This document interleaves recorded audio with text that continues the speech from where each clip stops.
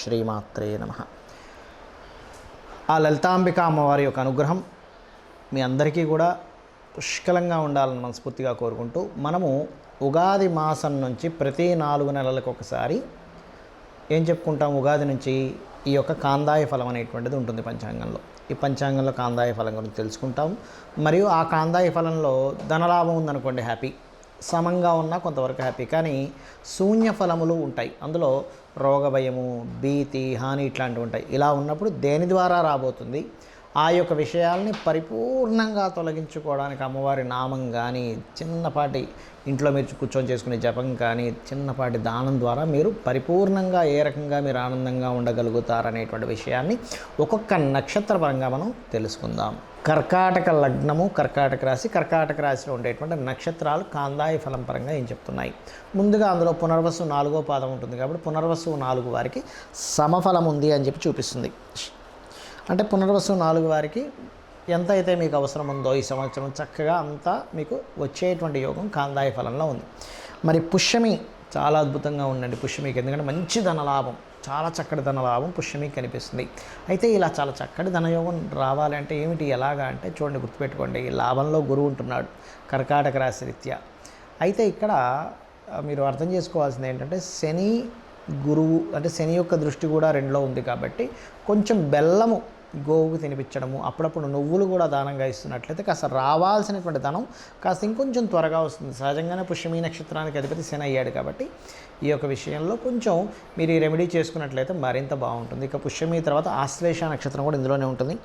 దీనికి కూడా స్వల్పధన లాభం, సమధన లాభం అనేటువంటిది ఉందంటే మీకు ఏదైతే రావాలో, బిజినెస్ అవ్వాలో, అంటే ఇబ్బందుల్లో పడేటువంటి సిచ్యువేషన్స్ అయితే ఏమీ కనిపించట్లేదు. అయితే ఇక్కడ పునర్వసు నక్షత్రం వారు దత్తాత్రేయుడిని మెడిటేషన్ చేసుకోండి. పుష్యమి నక్షత్రం వారు శివుణ్ణి కానీ లేకపోతే వెంకటేశ్వర స్వామిని కానీ ధ్యానంలో చేసుకోండి. ఆశ్లేష నక్షత్రం వాళ్ళు వీలైనంత మటుకు, ఆశ్లేష నక్షత్రం సర్ప నక్షత్రం అంటారు కాబట్టి సర్ప సూక్త పారాయణం చేసుకోవడం కానీ, విష్ణు సహస్రనామాలు చేయడం కానీ చేయండి.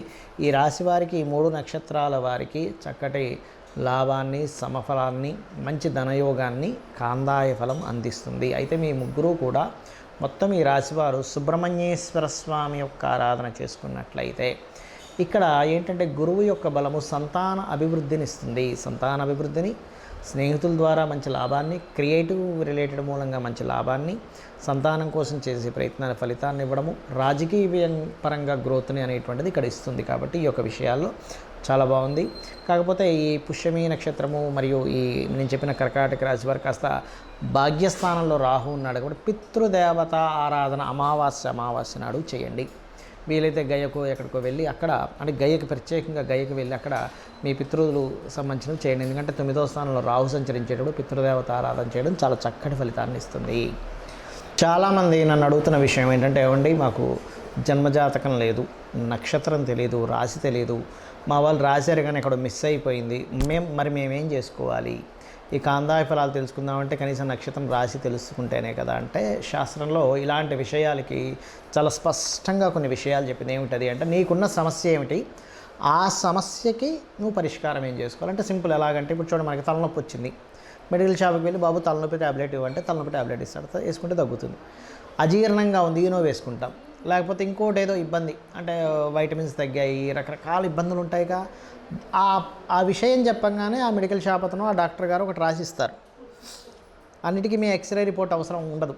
మరి అలాంటప్పుడు ఈ నవగ్రహాలు ఏ విషయాల్లో ఏ చేసుకోవాలో చెప్తాను నేను మీకు, మీ సమస్యను బట్టి. ఇప్పుడు చూడండి, కొంతమందికి సంతానం కలగదు, లేకపోతే అధికారులతో బాగా ఇబ్బంది ఉంటుంది, లేనట్లయితే నేమ్ అండ్ ఫేమ్ డ్యామేజ్ అయిపోతున్నాయన్న బాధ ఉంటుంది. ఎలా అంటే, అయ్యో నేను ఏమీ ఇబ్బంది పెట్టకుండానే అవతల వ్యక్తికి ఇలా అయిపోతుంది ఏంటి నా పరిస్థితి అని. అంటే వీటన్నిటిని ఇచ్చే కారకుడు ఎవరు? సూర్యభగవానుడు. అంటే మీరు ఒకవేళ ఆరోగ్యపరంగా ఇబ్బంది పడుతున్నా, లేకపోతే సంతాన సంబంధించిన ఇబ్బంది ఉన్నా, నేమ్ అండ్ ఫేమ్తో ఇబ్బంది వస్తున్నా, అధికారులతో ఇబ్బంది వస్తున్నా, మీరు చేయవలసింది ఏమిటి అంటే సింపుల్ లాజిక్ ఇక్కడ ఏమిటంటే, సూర్యభగవానుడి యొక్క బలం పెంచుకోవాలి. సూర్యబలం పెరగాలంటే మీరు చేయాల్సింది ఏమిటి, ముఖ్యంగా సూర్య నమస్కారాలతో పాటు నవగ్రహాలలో సూర్యుడితో పాటు శని రాహుగ్రహాల దగ్గర కూడా దీపారాధన చేయండి. ఖచ్చితంగా మీకు ఏదైతే ప్రమోషన్స్ రావట్లేదనో, అధికారులతో ఇబ్బందనో, పెద్దలతో ఇబ్బందనో, రాజకీయాలతో ఇబ్బంది ఉందో ఇదంతా క్లియర్ అయిపోతుంది. గుర్తుపెట్టుకోండి. సూర్య నమస్కారాలు చేసుకోవడం ఇది చేస్తూ గోవుకి గోధుమ రవ్వ తినిపించండి. ఇక రెండవది, ఏమండి నాకు మానసికంగా బాగా ఇబ్బంది ఉంది కానీ జాతకం తెలియదు, ఏం చేయాలి? సింపుల్గా ఒక మంత్రం చెప్తాను. ఏమిటది అంటే లలితా సహస్రనామాల్లో ఒక నామం ఉంటుంది. ఏమిటది?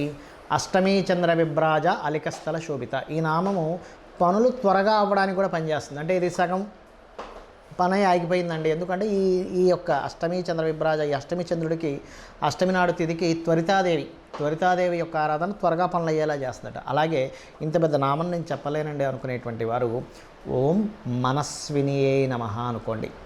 పాలతో కానీ, తేనెతో కానీ, పెరుగుతో కానీ, చక్కెరతో కానీ, నీటితో కానీ బిల్వపత్రం వేసి మీరు కనుక శివునికి అభిషేకం చేశారా, అసలు మనసు ఎందుకు బాధపడాలి, నేను ఎందుకు బాధపడుతున్నాను, నాకేం అవసరం అనేటువంటిది ఒక ధీమా మీలో వచ్చేస్తుంది. చక్కగా మీరు అసలు ఎంతో హ్యాపీగా ఉంటారు ఈ పని కనుక మీరు చేయగలిగితే.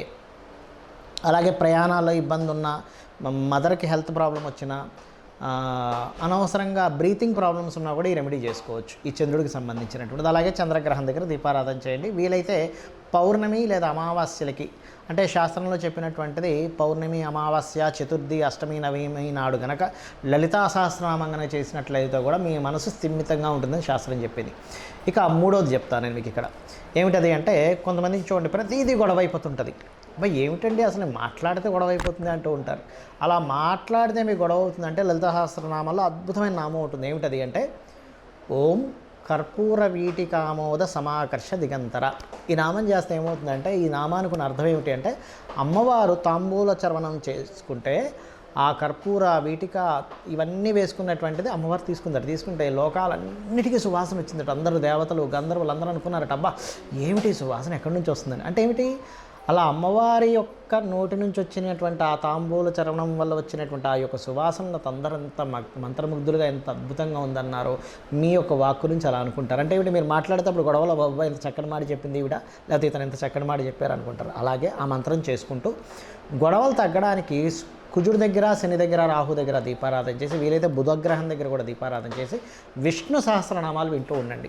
చక్కగా మీ గొడవలు అనేవి తగ్గుతాయి. రిలేషన్స్ అవేవి చాలా చక్కగా ప్రతిష్టంగా పెరుగుతాయి.